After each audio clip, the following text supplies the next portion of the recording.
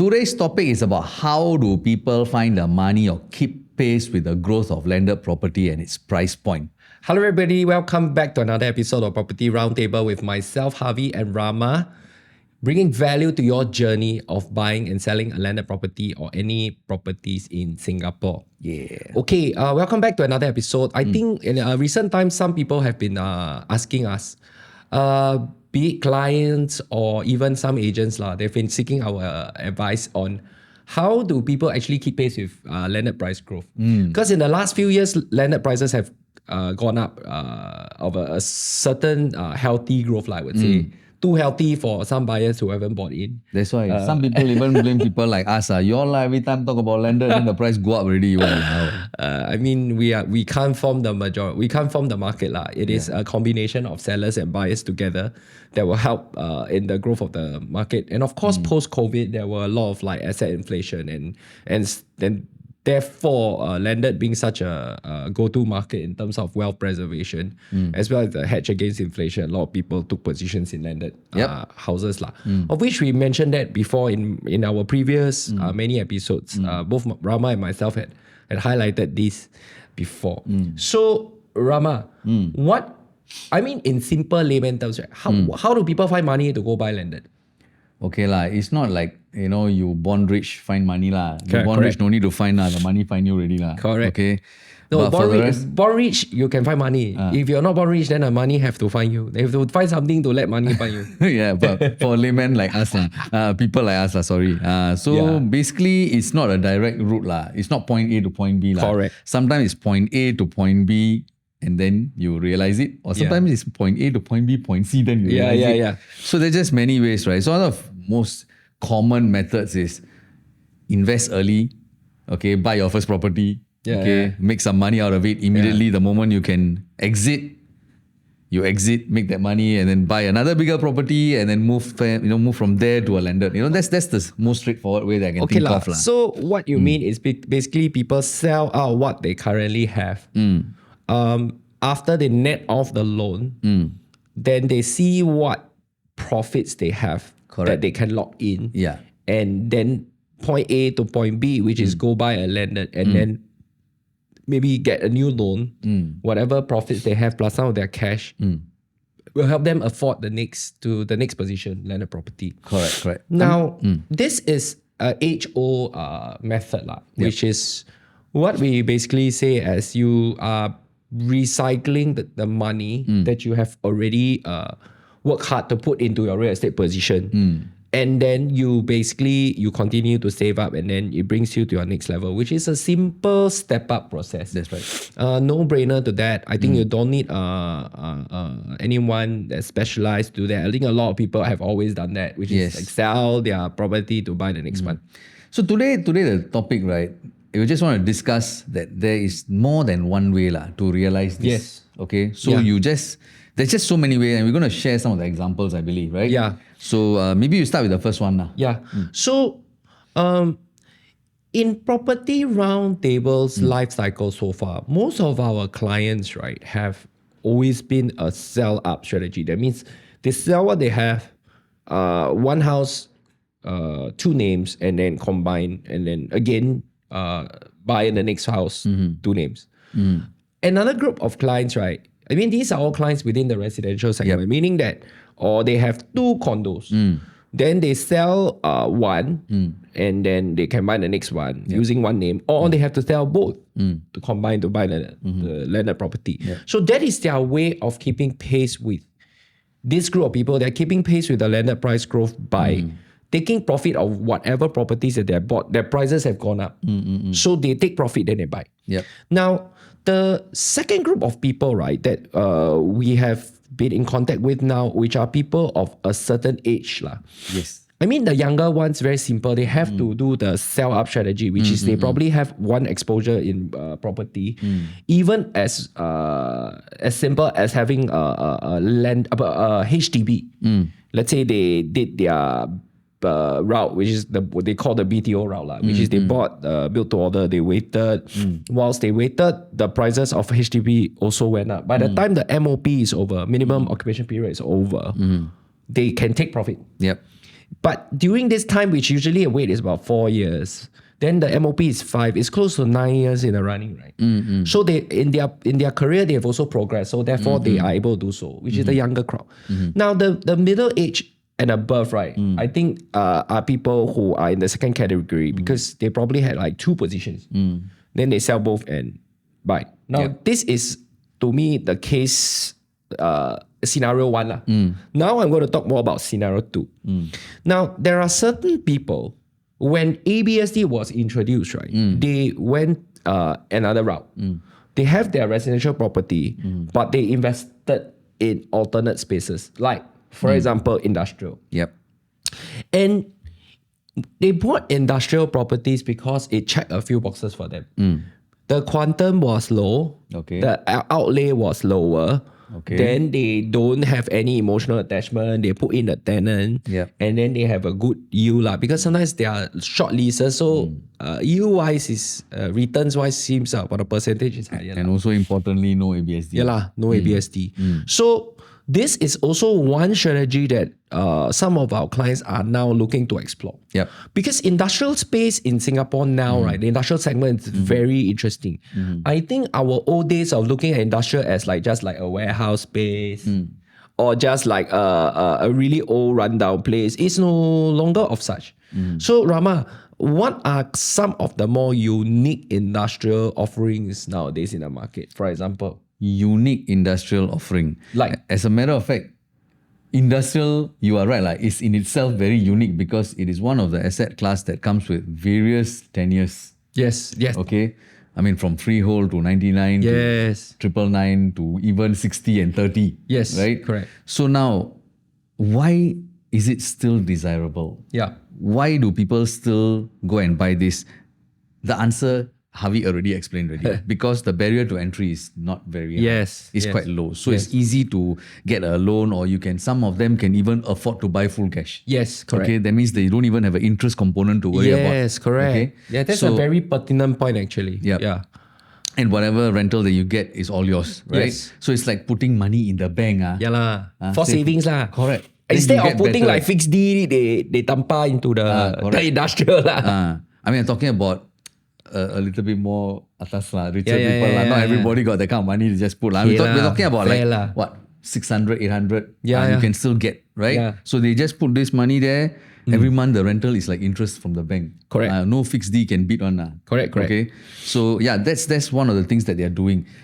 So like I said, the barrier to entry is not very high. Secondly, everyone wants to invest, ma. So like what today's topic is about is to see how much I can grow my money so that I can buy the next asset class Yes. that I like. Correct. Right? So I just go and put my money here, lor. As of now, this is something that I can afford.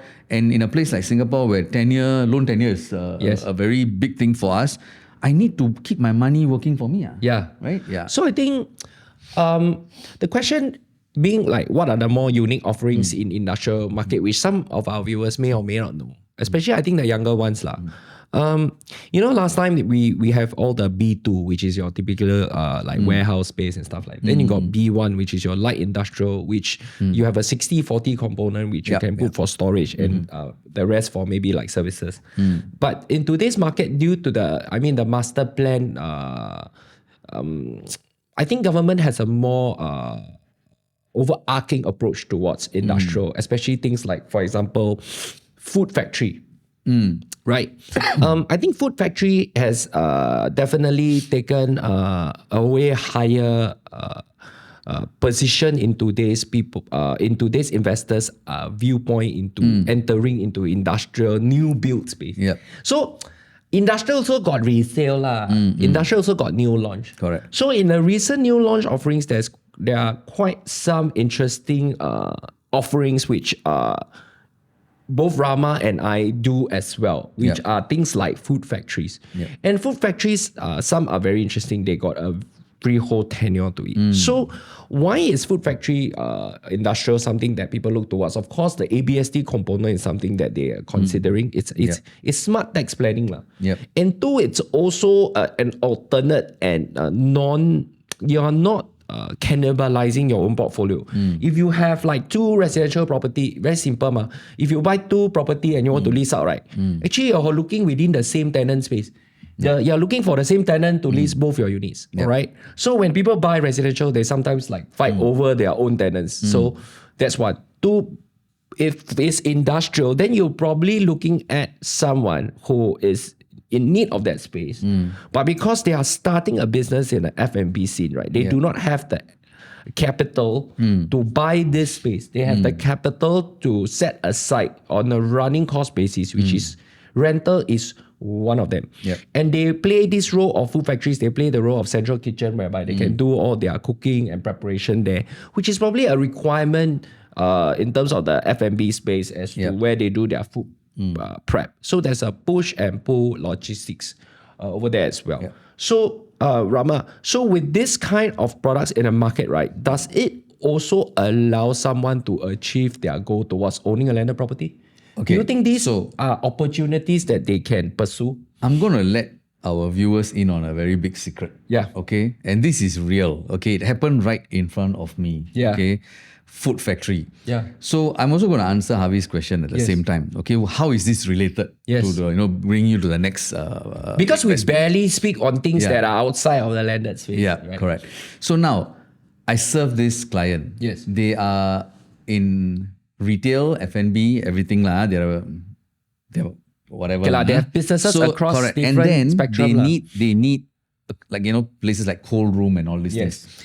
They need a lot of space. They have rented before. They do still rent. Okay. But of course, when they rent, right, it is not in their hands what the rental will be when it comes to renewal.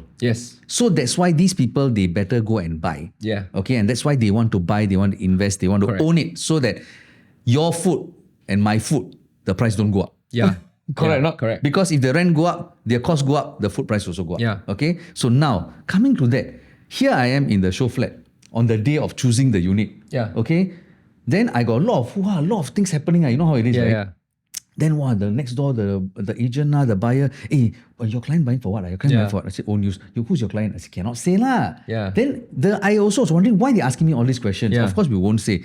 But the thing is, these people beside me, they are not operators. They are investors. They just want to buy beside that guy. So the next time, if he decides to upgrade, right? Hey, can you rent mine? You know what I mean? Correct. Wow, I was like, wow, not bad, man. Interesting, So these are some of the things that you can actually do, okay, to grow your money. You know so basically, you are a buy to let.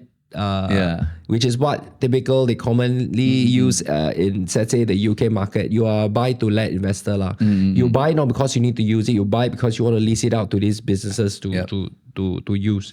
And like what Rama said, is like maybe you take the position for the next buyer first whilst they are prepping, and when their businesses have taken off, they can then reinvest that money that they have in their balance sheet to buy the asset. Look at it 2 ways. Either they're going to rent from you, or they're going to ask you, hey, sell it to me because I'm expanding. So why this is also part 2 of the point 2 of what we're talking about today is because a lot of people keep knocking on the doors of landed. Then they feel that maybe this is too small. Maybe this is not really what I want. But in this meantime, do you stay out of the market totally, or do you look at certain other things to invest in? So these are some of the strategies that we also speak to our clients about. And of course, another thing is, if someone doesn't go, let's say, okay, I can. So what you're saying is that I can buy into other types of properties to also help with the run up of prices, right? So that once I take profit for those things, it should help me towards affording my next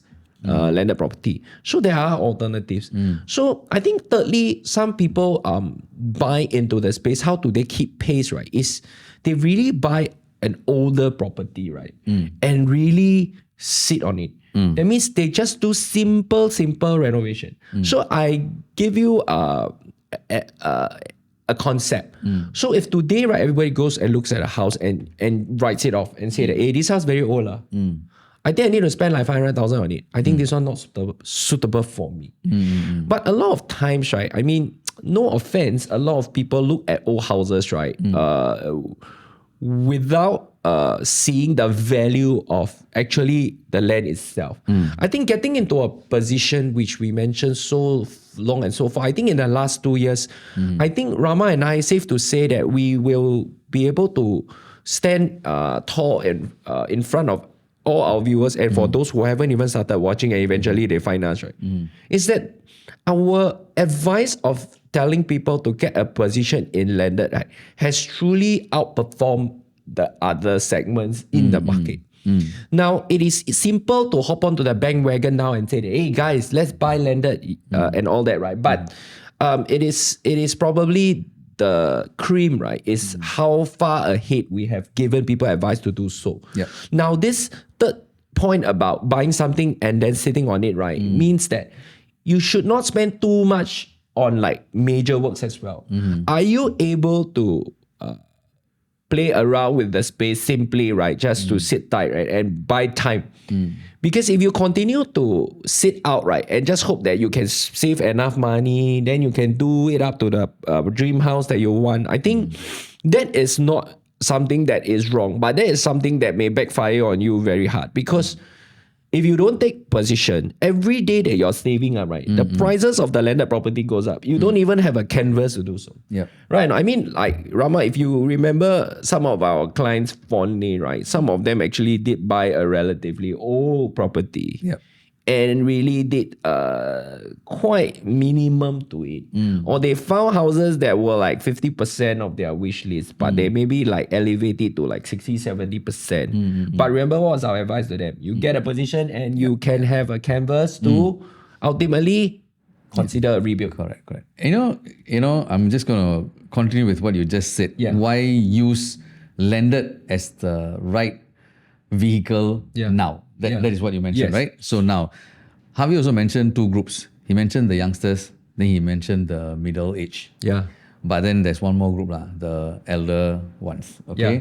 So recently, Yeah. okay, one of our viewers, okay, they are from the yesteryears, okay, Yeah. like our parents. They Yeah. really work hard. Yeah. Okay. They only know how to work hard on. Yeah. They work hard for the family, work hard for the kids. Okay. They did well. They bought a very nice big jumbo flat. Yeah. Long Yeah, ago, yeah, yeah. under one name only. That one we talk later how to do yeah. it. You can still do it, okay? Yeah. And then, never mind, they didn't buy any other private property, but they bought a shop house Yeah. many years back. Of course, Yeah. many years back is slightly cheaper. Yeah. Okay, and of course the price has appreciated a lot. But that segment, Yeah. the appreciation has also dwindled now already, Yeah. stopped already. That means it's already crazy price now already. Yeah. How much more crazy can it get, right? True. So when they saw the videos, right, our videos, Yeah. they say, hey, why not? Because we work very hard in our life. We all the way still stay HDB only. Yeah. My kids all married already, they also Yeah. stay landed, but we still stay HDB. They YOLO lah. so can they want to just- YOLO also. Correct. So they say, I just want to sell my shop house for the highest price. Then I want you to buy me a landed. Yeah. I was like, okay. Then your HDB do what? Never mind, just rent it out. Then Yeah, I yeah, can yeah. serve the loan for this one. Yeah, if lor, yeah, ever lor. need. Yeah. Or that will be my pocket Yes. money for my retirement. I was Yes. Like, wow. Good leh. Yeah, I think aspirations for the younger is for Yeah. their own and maybe their future generation. But I think aspirations for the generation above us is usually centered around actually providing a platform for the future generation to enjoy as well.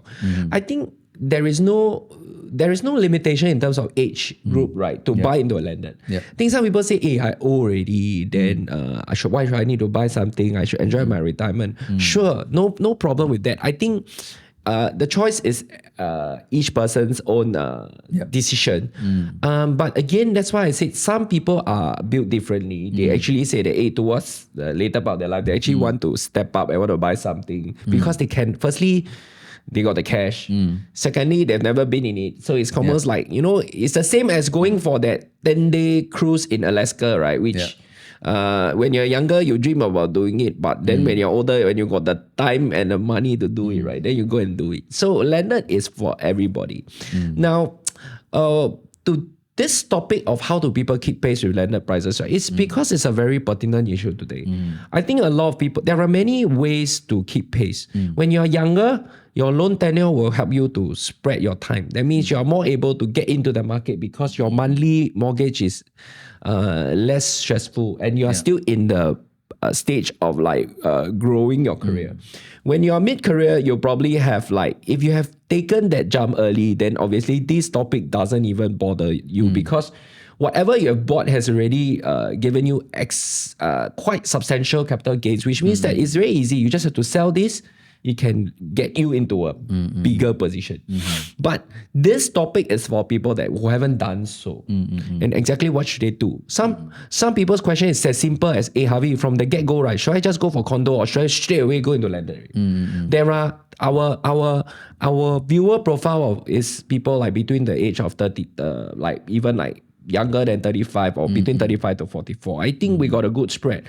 Last time we used to have just mainly men watching us. Now we got more female watching us. I think they're also as curious about what their husband is thinking and want to understand a bit more about the landed space. And this episode is to tell you that many people out there are using different ways to attain this goal. Yep. You ultimately see them buying into a landed position. But what you didn't see is what strategies they employ to get them there. And what are some of the landed owners out there and say, that, okay, I have a landed home and I don't want to sell, right? What else can I buy into that will help keep pace with some of the price growth and some of the other alternate strategies? So Property Roundtable at the table, right? We have been very focused on landed topics, but I think nowadays, I mean, for moving forward, we talk about Roundtable 2.0, right? We're going to discuss things that are previously discussed before, or even things that we have mentioned before, but in a brand new perspective. I think the market keeps changing. I think times are changing. And what is pertinent now is we also evaluate to those currently in your landed position and what you should do next. If you have a landed position, doesn't mean this channel is not relevant to you. It just means that some of the things that you may have stumbled upon. I met a client recently. He said, wow, Harvey, last time we buy landed property, we just lucked out. We just like, okay, I want to buy this house. And I must share this very interesting story. I think if that viewer watches, right, he will know. He shared with me that it was opportune because I said that, landed houses find you. It's a bit like fate. They were actually looking to buy a condo or penthouse elsewhere. And then when they called the agent, they called wrongly. They called another agent. Turns out that this guy says that, hey, you know what? I happen to have a landed house at this place. You want to have a look or not? And they didn't even consider buying this landed house years ago. They went to see and they said, hey, actually it checks all my boxes. Freehold, better than the leasehold they were looking at. It was very close to their growing kids' primary school. They could literally walk there. And then thirdly, they had a garden and a nice, quiet neighborhood, which the missus enjoys a lot. And because of that, right, they lucked out. But now that they watch the channel, they resonate with some of the points and say that, hey, yeah, true. I'm just happened that perhaps we are lucky, but luckily the parameters that we bought into and the considerations that we should have put in happen to suit this house so much that now it makes sense. I also wish my parents did that, bro. I think that is why it's so interesting to hear this perspective from them, because many years ago there was never social media, and even though social media started, a lot of people did a lot of house tours. I mean, you know who I'm talking about. And then house tours basically is just an eye into somebody's home, but had not much relevant knowledge. And then everybody started talking a bit about condo because there's so many products to talk about, which is easy. So we took the hard task to basically delve into a market that had the least number of transactions and the most technical knowledge involved. So for 2.0 table, right, I think what we want to do is to gather more clients who are thinking to how to re-strategize their portfolio in a smarter and more efficient way, and also for the new buyers to come in and make sure that you start off on the right foot in your whole property journey. And thirdly, more importantly, is also to have a more long-standing view towards property in Singapore. Property in Singapore price growth, this one is a given thing. People all acknowledge. But does it always mean that every single tenet or every single segment in the market is going to behave in the same way. I think time will tell. Yeah. But we definitely have some of our own views. Yeah. So if you like what you watched so far and you have been watching our channel so far, thank you. Some of your comments we have also noted, and also to the viewer that we answered your question. Thank you. Thanks for like raising your hand. We also appreciate your and we also are thankful for your appreciation as well. Please subscribe to the channel. Please subscribe, and also to the viewer that commented, Pekyo. I sort of forgot that we asked about for suggestions of where got nice food and all that, right? Yeah, Pekyo Market is some place that Rama and I also do visit. So thanks for that. Have some interaction and put some comments. We are definitely open to be very more interactive. But more importantly, if you are looking for someone to sell your place, if you're looking for someone to buy, you're looking for someone to help you buy something, we are here. So there's a WhatsApp form below, and my Rama and my contact. Please contact us directly, and either way, it's fine with us. There might be some questions that will pop up, so hopefully it's something that you can guide us with before we start the meeting lah. So thank you, and see you in our next episode.